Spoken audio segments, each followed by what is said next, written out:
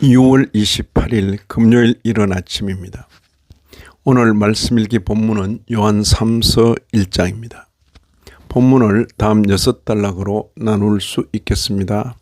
첫째는 1, 2절 인사와 간구, 둘째는 3, 4절 사도의 기쁨, 셋째는 5절 이하 8절 가이오에 대한 칭찬, 넷째는 9절 이하 11절 디오드레베에 대한 책망, 디오드레베에 대한 책망, 다섯째는 12절 데메트리오에 대한 추천, 마지막 여섯째는 13절 이하 15절 끝 인사.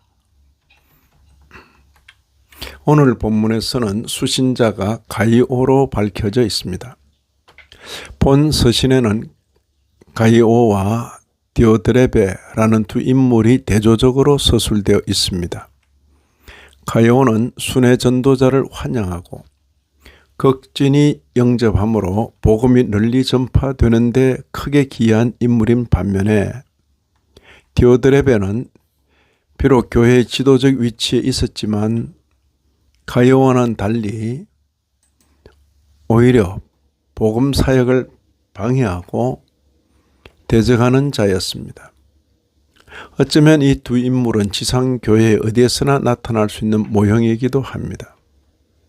본 서신은 이런 형편에서 우리 스스로를 돌아보게 하며 또한 우리가 어떤 자리에 서야 할지를 결단하게 해줍니다. 우리의 목격자는 먼저 가이오에 대하여 자신이 들은 바를 말하면서 가이오를 격려합니다. 여기 5절 6절입니다. 사랑하는 자여, 네가 무엇이든지 형제 곧 나그네 된 자들에게 행하는 것은 진실한 일이니 그들이 교회 앞에서 너희 사랑을 증언하였느니라. 네가 하나님께 합당하게 그들을 전송하면 좋으리이다. 가이오가 맞이하고 섬겼던 자들은 어떤 사람들입니까? 주의 이름을 위하여 나가서 이방인에게 아무것도 받지 아니한 사람들입니다. 아마 이방인들을 대상으로 전도하였던 전도자들로 여겨집니다.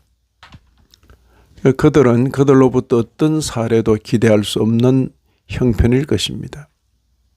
우리의 목격자는 이에 대하여 우리가 이 같은 자들을 영접하는 것이 마땅하다고 합니다. 비록 맡은 일은 다를지라도 주님의 교회 가운데서 서로를 존중히 여기며 이 일이 되도록 돕는 것은 참으로 귀한 일입니다. 우리의 목격자는 이를 가리켜 진리를 위하여 함께 일하는 자, 즉 동력자라고 말합니다. 이에 비하여 교회 가운데 조심스럽게 대해야 할 사람이 있다는 것을 말하고 있습니다. 디오드레베란 인물인데 그는 얻듬대기를 좋아하고 악한 말로 비방하며 우리를 맞아들이지 아니한다고 했습니다. 도움이 필요한 형제들을 맞아들이지 아니할 뿐 아니라 맞아들이고자 하는 자를 금하여 교회에서 내쫓기까지 합니다. 디오드레베는 교회 가운데 반면교사와 같은 역할을 합니다. 우리의 목격자는 수신자들을 향하여 11절에 보시는 대로 악한 것을 본받지 말고 선한 것을 본받으라고 권합니다. 선한 것을 본받으라. 감사하게도 교회 가운데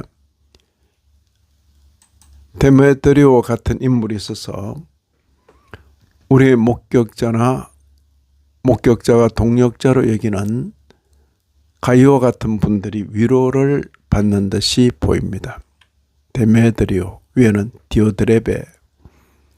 12절을 보시면 데메드리오는 무사람에게도 진리에게서도 증거를 받았음에 우리도 증언하노니 너는 우리의 증언이 참된 줄을 아느니라. 이번 달에 우리가 다룰 우리의 목격자의 증언은 여기까지입니다. 하지만 이것이 그의 증언의 끝은 아닙니다. 요한계시록이 우리를 기다리고 있습니다. 이 책 또한 언젠가 함께 읽게 되기를 기대합니다. 목격자의 증언이 끝났다고 증언이 끝난 것이 아닙니다. 증언은 계속될 것입니다. 들은 자들이 목격자가 되어 증언해 나갈 것이기 때문입니다. 이런 말씀을 읽는 우리로서는 먼저 목격자의 증언을 듣고 그 증언대로 믿어야 하겠습니다. 또한 목격자가 되어 우리의 생에 닿기까지 듣고 믿게 된 그것을 증언하여야 하겠습니다.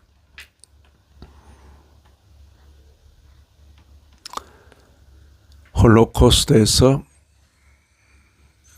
가족들을 다 잃고 홀로 살아남은 엘리 위젤이라는 분께서 목격자의 이야기를 경청함으로써 우리 모두 목격자가 될 수 있다고 했습니다.